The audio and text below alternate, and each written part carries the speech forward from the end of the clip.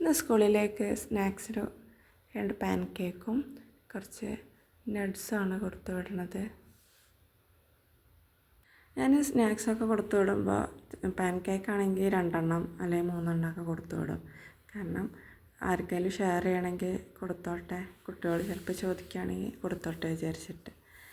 പിന്നെ അത് നമ്മൾ ലഞ്ചിന് ചോറും പിന്നെ 1-2 ഉപ്പേരികളും വെക്കുന്നുണ്ട്.